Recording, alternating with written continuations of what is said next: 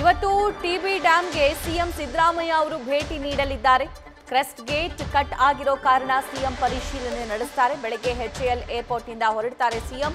ಮಧ್ಯಾಹ್ನ 12 ಗಂಟೆ ವೇಳೆಗೆ ಜಲಾಶಯಕ್ಕೆ ಸಿಎಂ ಸಿದ್ದರಾಮಯ್ಯ ತಲುಪುತ್ತಾರೆ. ಬಳಿಕ ಅತಿಥಿ ಗೃಹದಲ್ಲಿ ಅಧಿಕಾರಿಗಳ ಜೊತೆ ಸಭೆ ನಡೆಸುತ್ತಾರೆ. ಕ್ರೆಸ್ಟ್ ಗೇಟ್ನಿಂದ ಆದಂತಹ ಸಮಸ್ಯೆ ಬಗೆಹರಿಸುವ ಬಗ್ಗೆ ಚರ್ಚೆಯನ್ನು ಕೂಡ ನಡೆಸುತ್ತಾರೆ. ಯಾವ ಕಾರಣಕ್ಕೋಸ್ಕರ ಕ್ರೆಸ್ಟ್ ಗೇಟ್ನ ಇಷ್ಟು ದೊಡ್ಡ ಅನಾಹುತ ಆಯಿತು ಅನ್ನೋದರ ಬಗ್ಗೆ ವರದಿಯನ್ನ ಮಾಹಿತಿಯನ್ನು ಕೂಡ ಪಡೆಯಲಿದ್ದಾರೆ. ಅದರ ಜೊತೆಗೆ ಏನು ಮಾಡಬಹುದು, ಇನ್ನು ಆ ಕ್ರೆಸ್ಟ್ ಗೇಟ್ನ ಚೈನ್ ಲಿಂಕ್ ಏನು ಕಟ್ಟಾಗಿ ಬಿದ್ದಿದೆ, ಆ ಚೈನ್ ಲಿಂಕ್ ಸರಿಪಡಿಸೋದಕ್ಕೆ ಇನ್ನೆಷ್ಟು ದಿನ ಬೇಕಾಗುತ್ತೆ ಅನ್ನೋದರ ಬಗ್ಗೆ ಮಾಹಿತಿಯನ್ನು ಕೂಡ ಕಲೆ ಹಾಕಲಿದ್ದಾರೆ. ಆದರೆ ಎಲ್ಲವೂ ಸರಿಯಾಗಿದ್ದಿದ್ರೆ ಇವತ್ತು ತುಂಗಭದ್ರಾ ನದಿಗೆ ಬಾಗಿನ ಅರ್ಪಿಸೋದಕ್ಕೆ ಸಿಎಂ ಸಿದ್ದರಾಮಯ್ಯ ಅವರು ಬರಬೇಕಾಗಿತ್ತು.